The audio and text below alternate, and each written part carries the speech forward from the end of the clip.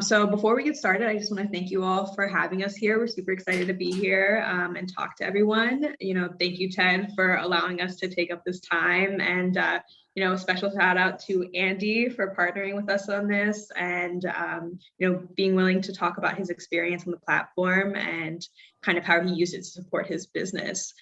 So specifically what we'll be talking about today is AdAdapted Direct. That's our self-service platform and how Andy was able to leverage that to support his business. So before we get into anything, my name's Rachel Kraft. I am the client manager for AdAdapted Direct. I like to be outside. I like to travel. This is a picture of me in Spain. I love animals. I have 2 cats, but I love all kinds of animals. So Ted, I see a picture of a dog as your little contact photo. So if anyone has pets and they want to send me photos, I will gladly accept them. Andy, do you want to go ahead and introduce yourself? Yeah, hopefully most folks know who I am. I head up marketing for Tribe 9 Foods. We're based in Madison, Wisconsin. That's a picture from this winter with my 2 daughters that take up all my time. Yeah, so, anyone that isn't familiar, but I'm sure everyone knows Andy and Tribe 9. Tribe 9 has been around for about 5 years. They own 4 brands. The brand that he used our platform to support is called Taste Republic. So they are in almost 200 retailers and distributed in 2,500 stores. Andy, can you share more about Tribe 9 and maybe talk about, how you were introduced to us a couple years ago? Certainly. So Tribe 9 Foods, we have multiple businesses. The majority of where we were focused on here is in our retail business. And as Rachel mentioned, supporting our Taste Republic brand, which is the one for us, it's just really growing the fastest and has the most kind of momentum behind it.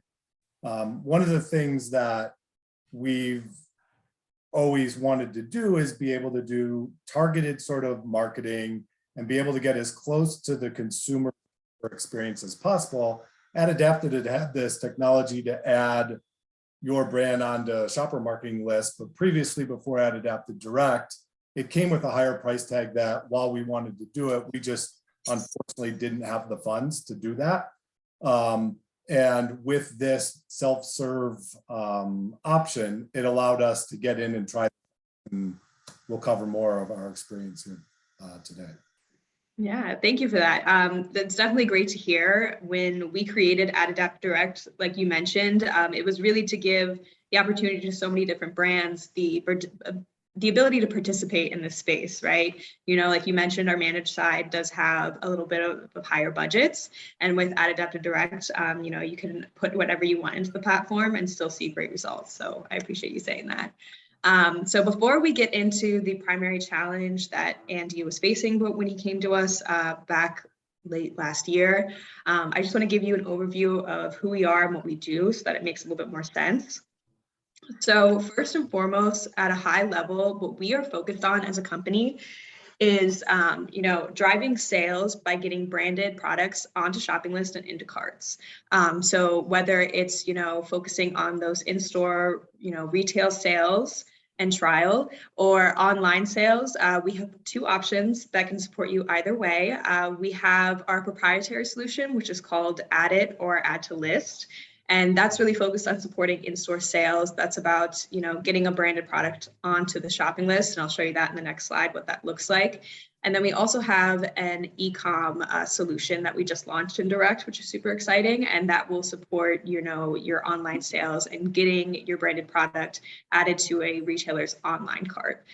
So, if you're looking for those options, we have abilities to support you either way. And both of those are live today on the platform. So getting into a little bit about how our solutions work, I mentioned Add It, that is our proprietary solution. And on the left, you can see an ad for Taste Republic pasta. This is, Andy's brand that he mentioned. And, you see our app that we are partnered with. So we partner specifically with apps that people are using to build their grocery list. One of the apps that we are partnered with is called Buy Me a Pie. And so you see, you know, this user has opened up Buy Me a Pie. They are adding items to their list, creating a list of items they plan to buy the next time they go to the store. They see, you know, this ad for Taste Republic pasta with a call to action of add to list. If they're interested in trying this, all they have to do is hit add to list, and that branded product is on their shopping list. And that's really powerful because if you think about the context of a shopping list, especially one on mobile, when someone goes into the store, they're going to have their phone in their hand, constantly looking at it, referencing their list. And so, you know, when they get to the pasta aisle, instead of choosing a pasta that looks good to them on the shelf, they look down at their list and they, you know, are reminded that they have raised their hand for wanting to try Taste Republic pasta. So, you know, they grab that one off the shelf and put it in their basket. We recognize that no one is spending all day in their grocery list app. So we do have the ability to serve this outside of the network in apps that they are using, you know, more often on their phone. So on the right, you see an example of the Weather Channel and a lifestyle ad for Taste Republic pasta. The call to action is add to out of milk. So our technology does recognize what app is on their phone. And what's interesting about this, because of our patent technology, a typical user experience when someone interacts with this type of ad is that it would take them out of the app they're using, right? They would be redirected to a different situation. We noticed that that tends to lead to lower interaction rates because no one likes to be interrupted with what they're doing. So with our patent technology, if they hit add to out of milk, that information is sent to the cloud. And the next time they open up their app, that branded product is on their list. So it doesn't interrupt their user experience. And that has increased conversion rates, which is super exciting. So Andy, can you talk a little bit more about why it was important to you to get on the list? Yeah, for us, you know, a lot of the efforts that we're able to do from display, social, other search, it tends to be more really high up on that funnel with regards to just creating awareness or maybe some interest expressed from the consumer if they click through and go to our website. What this really did was allowed us to say, hey, you know, there's at least consideration and likely intent to purchase. And that just really is hard for a smaller brand like us to do. And this just was a really strong solution to be able to accomplish that. Yeah, and we love to hear that. I mean, we talk about that all the time. We definitely see the value of shopping lists. So it's always exciting when clients like you also get excited about it because like you said, it really is that marker for purchase intent. You know, they're building a list of items they're planning to buy, and by putting your brand on that list, you know that they are looking to buy it. So yeah, it's a pretty exciting solution. So what makes our solution so unique is our audience, and that's what we'll dive into now. So like I mentioned, we do partner with apps that help people build their grocery list. And as you can see from the type of apps we're integrated with, like Tasty, which is run by BuzzFeed, Buy Me a Pie, Out of Milk, we really choose apps that aren't affiliated with any specific retailer. And that was intentional because we recognize that the average shopper, you know, visits more than a couple of retailers every time they're completing their grocery list or, you know, running their errands. So through this, we have integrated our, you know, patent technology and have gained access to their first party data, sorry. So we can see, you know, what people are putting on their list, you know, today and what they have put on their list in the past. And that allows us to not only target more efficiently, but also to influence what goes on that list with our different ads, like the add to list that I just showed you. So through the integrations with these different apps, we have access to over 100 million active shoppers throughout the US. And on the right, you can see all the different types of advanced targeting capabilities. But really just to talk about Andy's specific situation, and we'll get into that a little bit more, you know, when he came to us, he was looking at targeting specific retailers in the Salt Lake City and Denver areas, and specifically the ones that are carrying his products and interested in gluten-free pasta. So, you know, using our targeting capabilities that can get as granular as you need to, he was able to get us close to the shopper that he was looking for. And that is super important and is what led to the success of the campaign. So now that we have a little bit more background, we're going to dive into the actual challenges that Andy was facing. I'm not going to speak to this. I'm going to let Andy talk about this. But I imagine that most brands, in this space, in the similar space, face similar challenges. So Andy, can you talk about the, challenges that you were faced with when you came to us late last year? Yeah, so as we gain distribution at retailers, the challenge is that we're often at the mercy of the category captain telling us how many stores we get, where those stores are, and they're not trying to do us any favors because essentially we're taking shelf space from them. So in this case, we're specifically looking to support our Walmart distribution, and we had gained around 600 of their stores, but there wasn't a whole lot of rhyme or reason to where they were. And so spending money on a national marketing campaign just would have been a lot of wasted dollars and just something we couldn't afford to do. So by going first, as Rachel kind of mentioned, we tested in a couple of different cities to kind of see if we could prove that we were getting some results. Once we were able to do that, then we went and supported all of the stores. But it really allowed us to make sure we were only advertising and trying to get on lists at geographies, a certain radius around where these Walmart stores were. And it also allowed us to have something very easy to show the buyer with regards to support that we were providing, in addition to other tactics we were using, but just be able to pull that together and say, hey, look, we're even doing this. We're getting on a list, specifically telling a consumer it's at Walmart, and encouraging them to go make that purchase at your store, which was just really received well by that Walmart buyer. Awesome. Yeah. So again, that's great to hear. This was definitely a type of use case that we had in mind when creating AdAdapted Direct. So love that you saw that value and you saw it as a solution that could help you in that moment. We're here today, obviously, because you saw great success and value in our solution. So instead of me kind of talking about that, could you share, the value that you saw in AdAdapted Direct and kind of why us and why now?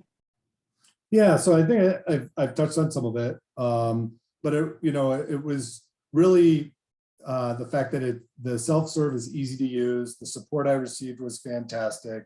It allowed me to have all the flexibility I wanted, in the sense that I could run it for as short or as long as I wanted. I could adjust the budget to whatever size I was able to secure to support this. I could see the creative and how the ads would look and show up to the consumer right there on the platform, download them to be able to include in a presentation for internal purposes as well as to the buyer, as I mentioned before. And then it's got the tracking, so I can kind of see how many consumers are being exposed to it, how many are adding it to their list. It just really, for what I needed, hit on a lot of those. And that these things, I wish there were more of these, but there's not as many as I would like to have. And it could be Google or Facebook. Yeah, thank you for sharing. We were definitely happy when you came to us and we could help you out, because when you told us about the challenge that you were facing, it was a perfect fit for something like Direct, and it is exciting to see someone that has used it and enjoys it as much as we do. So I appreciate that. So like Andy mentioned, it's super easy and fast to launch. So all you have to do essentially is sign up. You drop in your creatives, you pick out your budget, your audience, and you can kind of just go ahead and hit a button and go. It is super easy. And like Andy also mentioned, we are here as support. So if you ever have any questions, you can always, reach out. So Andy, any other thoughts on the setup process or anything like that? No, I don't think so, but anyone, if you have specific questions or would like to discuss it further, I'm happy to do so. Awesome. Thank you for offering that. So these are some results from Andy's campaign. The top two specifically are from Andy's campaign. The bottom two are more stats on, shopping lists in general. So I'm just going to focus on the top two, and we'll make sure that everyone gets this deck so you guys can check out the other ones. So, from the targeting that Andy did, and the way our platform works, he saw amazing results. He saw 2.5 times above our internal benchmark of 0.23% click-through rate. And that is not an uncommon thing to see in our direct platform, which is super exciting because a lot of the clients that come there have very specific targeting. So like Andy mentioned in his case, he was in Walmarts that were kind of scattered in very specific areas. So by using our platforming and targeting those areas, he was able to see this sort of click-through rate. Something that's also super exciting is out of all of the people that interacted with this ad and added his product to their list, almost 100% of them were new to the brand. And this is not uncommon for emerging brands on our platform.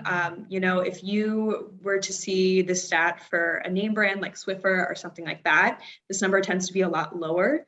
And really our goal as Andy continues to running campaigns on our platform and, promoting Taste Republic is that over time, this number goes down because, that shows us that there is repeat purchase and trial, which is super exciting. So, at the end of the day, when it comes to shopping list marketing, we see the value in it, Andy sees the value in it, and we hope that you guys can see the value in it as well. We recognize that everyone is focused on, and everyone does, the things at the top of the funnel, like social display ads, which is really great. And, people are working at the bottom of the funnel with coupons, in-store displays, and other offers. But really, when we came to the market, we saw a lack of something in that middle part of the funnel in the purchase intent and consideration. And for us, that solution is getting on the list. Like I've mentioned a lot, building a grocery list is essentially building a list of items you're planning to buy. So by putting your brand on there, they are pointing out their purchase intent, which is super exciting. So I'm going to pause here. Before we wrap up, does anyone on the call have any questions for myself or Andy about his experience?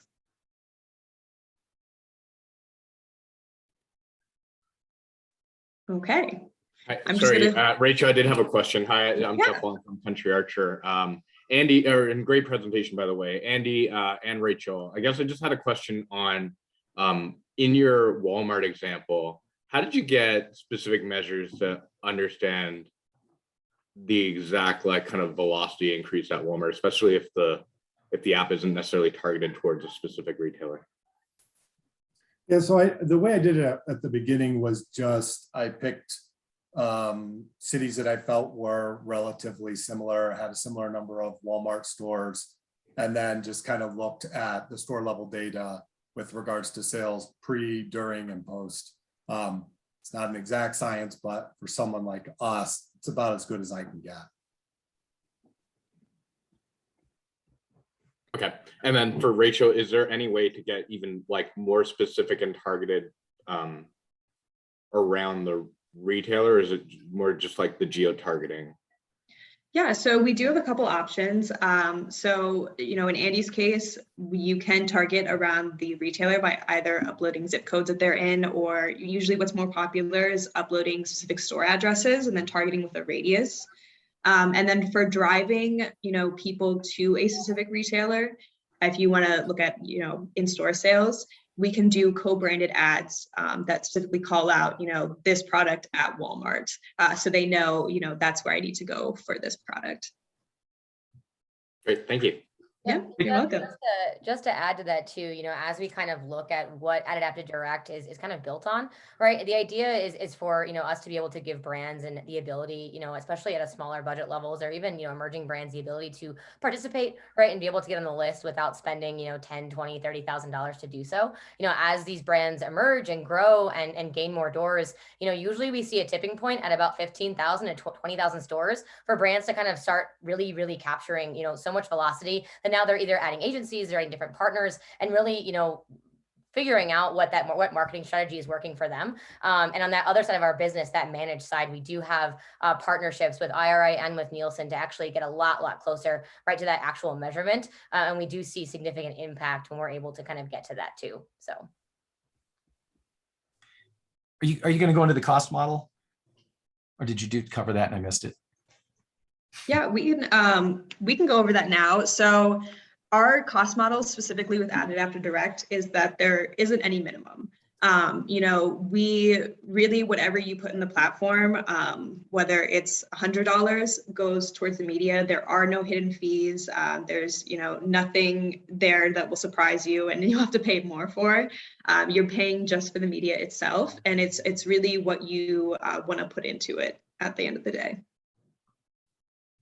And it's a CPM pricing model, if that's helpful. Yeah, that's helpful. Yep. Yeah. Sorry. Yeah, we have a couple different models that we utilize for our clients. It depends on the client itself, whether clicks are important, impressions are important, or acquisitions important. And so we have CPA, CPC, and CPM. I would say that 95% of our users, both on managed and direct, do CPM because it's a lot easier to kind of extrapolate data from that and be able to measure that against other partners. So that's very helpful. Thank you. Yeah. Any other questions before we move on? I have a question, Kyle from Very Good Butchers here. It looks like you can get to measuring list ads. Do any of those bigger campaigns that you've done allow you to get norms to understand from a list ad the conversion rate and the number of people that actually buy? Would that allow you to get closer to a ROAS number? Do you have those kinds of norms? I'm just curious because I think like a lot of brands here, the closer we can get to actual lift, the easier it is to justify the spend, especially when you're not in every store. Definitely. And that's a great question. So we've been around for a while. We've been running campaigns for regularly for 7 years now. And out of all the campaigns on our managed side that we've run before we created AdAdapted Direct, we have done third-party studies, and we see that on average, 85% of all items added to a list we go on to purchase. So that does take into account, people who are just crossing it off just to cross it off. We do have that as a proxy, and we use that to estimate ROAS for campaigns. Okay, that's helpful. I mean, that's a big number. I got to assume there's probably an element of being available broadly that helps to keep it that high.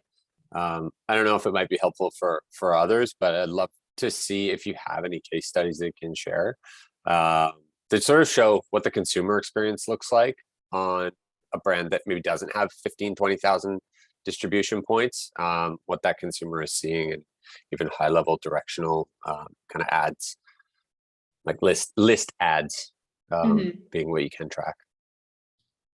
Yeah, we could definitely do that. I think what also might be helpful too is for us to provide maybe I'll see if I can find something that's a little bit smaller in campaign size that we can blind, because beyond the list ad, there's so much more that we provide in our wrap decks. The vanity metrics are only one and probably the smallest part of the information that we get to. We can get as granular as looking at these different baskets, right? What's happening at the brand level versus the generic level. Post campaign, are we seeing net new shoppers to the brand? Are we driving incremental list ads? Are we driving preference also away from competitors? So there's a lot more that happens, and I think that over time, especially for brands that, I'm sure all of you know this, but getting to a sales lift study can be a significantly higher investment than just, spending, 10 grand on, a couple million impressions. And so, we definitely know that that's a challenge. And even the big brands don't want to spend 100K to just to get to sales in 1,000 stores. And so that might be helpful as well. And so we'll make sure as an action item to follow up with you guys with Ted, or to follow up with Ted, so we can just deploy that to you. But I'll get together some blinded case studies so you can at least see the results, at a very high level. Awesome. Thank you. Yeah. Any other questions? Okay. Sorry, one thing. You said go ahead. 15,000. Was 15,000 the number where you really reach critical mass, or was that? Give me the framing around the 15,000 doors. Yeah. So when we kind of analyze brands and their sizes, right, revenue is one factor, but often, that revenue number and your annual revenue number is not the best way to determine whether you're an emerging brand or a mid-sized brand or a large brand. I think IRI, they deem any brand under 100 million to be small, which I think is a little ridiculous. But when we look at actual numbers and look at stores, look at employees, look at team sizes, and take into account more factors, we typically find that when brands are kind of reaching that critical point of 15,000 stores, and they really start getting the velocity, and then maybe they're getting national distribution in some retailers, they really sort of hit their stride. We've been fortunate to be part of some of those brands plans from the beginning, and they've grown with us over the years.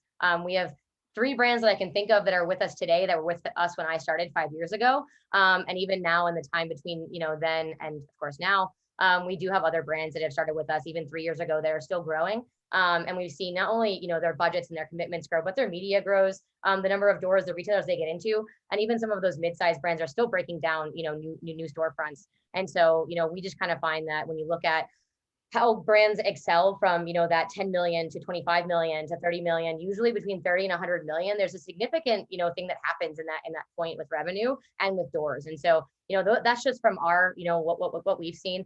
We have over 120 brands that are live on the platform today, and usually at any given time. And we've had the benefit of working in every aisle, every vertical, and at almost every retailer that you can think of. And so it's kind of fun to see from our eyes, what we're seeing on shopping lists and the trends that we're able to capture, and how we're able to support those brands in those, really unique points of their growth. Cool. It's awesome. Thank you. Yeah. Thanks, Aaron, for, providing more insight.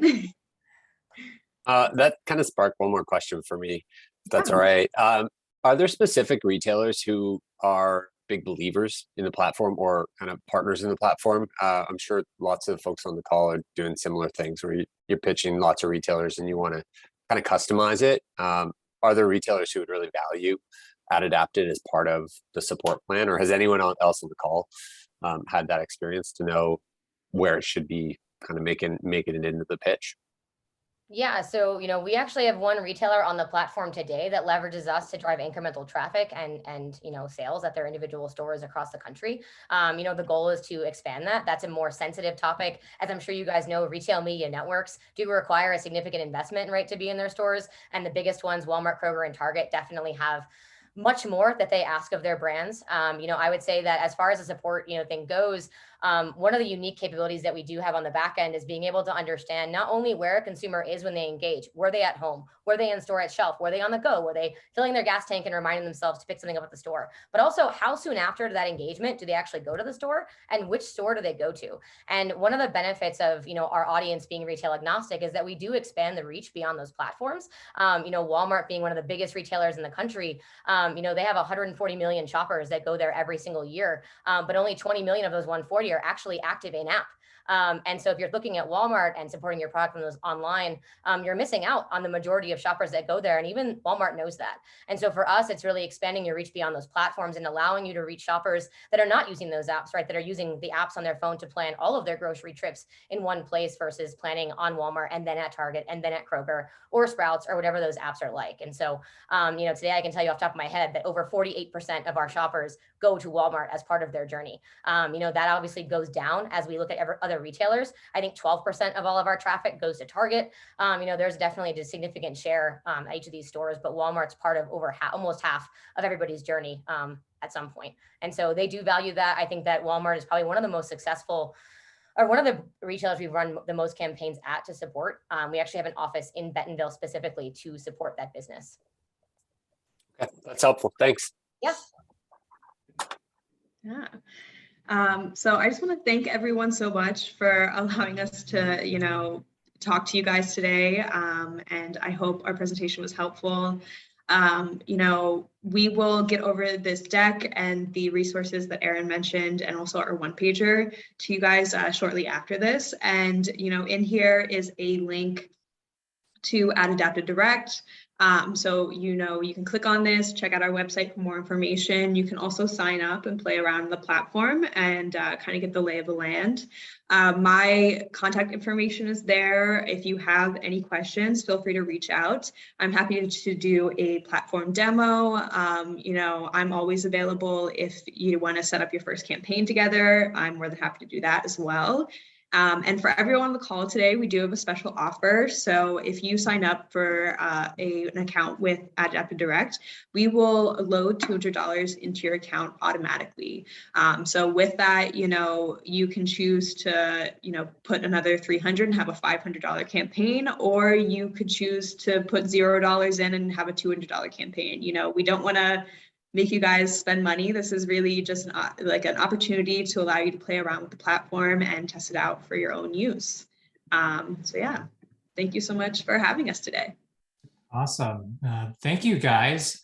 Before we go, Andy, I want to ask you a quick question in terms of with your trial, in terms of testing out the platform. Could you talk a little about your cost and your timeline from when you were starting out your trial to then when you expanded further into various Walmarts, and just kind of the costs associated with that too?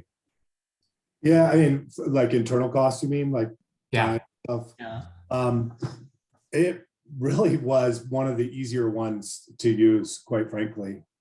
If anyone has any experience, which I imagine everyone does, on Facebook or Google and those platforms, this was infinitely quicker, easier, simpler to set up, to use. I'm sure as folks play around with ways to improve it, but I was, pleasantly surprised with how straightforward it was. And I was doing it during the holidays when, other things are going on and it's a little crazy. So to be able to pull it together, load up just different assets that I had, I guess, you kind of have to have your creative assets ready to roll, but it allows you to adjust the color. So the ads are matching directly with my brand colors. And yeah, I really was pleased with how quickly and easy it was for me to set these up and modify them. And then you set it up, it goes into draft mode, and then they have to approve it. So you even have a chance, if you're like, whoa, wait a second, to stop before you push it live. So I wish more of the tools that we try to use were a little simpler like this. Maybe it's just because I'm simple. I don't like it to be overly complicated. I'd pass that on to my experts. And what about with costs? What were you doing in terms of like your testing? I started small. Yeah, I started really small, like in the hundreds of dollars, and then have upped it up as I expanded to more stores and would like to up it even more. Right now, I've just got a lot of different things I'm trying to support in these first 2 months. Beginning of the year, our cauliflower pasta tends to be popular. We get rotations with Costco. And so that tends to tie up a lot of our resources to support those rotations, because you're in, you're out, you either succeed or you don't. So we tend to put a disproportionate amount of effort into those. When those recede a little bit more, then we go and focus on some of the other stuff. So being able to just kind of dial this in low at the beginning was great. And then I can increase it as funds free up from it. Awesome. How long of a timeline has that been? I did, originally I was just testing at like a month level. And then I've been kind of extending the length of programs, but still not, I'm still in that month to 6 week, 8 week kind of period to just allow me flexibility as things come up. I'd love to say I have a wonderful view 12 months into advance. I'm excited when I have 3 months really looking good, because things just change all the time for us. Yeah, and just Ted, just real quick to add to that too, I would say that, as far as like time goes with our clients that use direct, it really does vary. Like to give you an example, with Super Bowl campaigns, we had a ton of like 4-day campaigns. People loaded all on Friday, they went live Saturday, and they ended Monday. It really is just kind of dependent on, what you need and where you need it. Some of our campaigns that we have a chance to actually talk about and be able to help make recommendations, we'll say, hey, if you're looking to support Easter, you want to start this campaign at least 2 weeks ahead of time and then end it, the day before Easter versus trying to end it on Easter and things like that.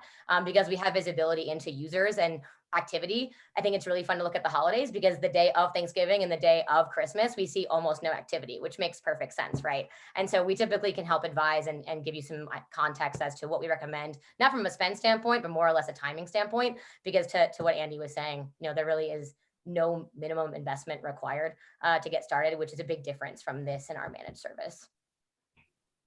Great. Thanks, guys. Yeah, well, thank you guys. We obviously really appreciate it. This has been awesome. Andy, thank you again for being here. Rachel, anything else that you want to add? No, I mean, I'm just excited to hopefully work with everyone here. And if anyone has any questions, like I said a million times, don't be a stranger. Feel free to reach out. Excellent, guys. Well, thank you so much. This has been really interesting and insightful for folks. Appreciate, Andy, the insights from your perspective, and wishing everybody a great weekend. Thank you, Have guys. a good weekend. Bye. Thanks, Bye. Ted. Thanks so much. Thanks, Andy. bye. Go on. Thank you, guys. Thanks, guys. Bye. Thank you, everybody.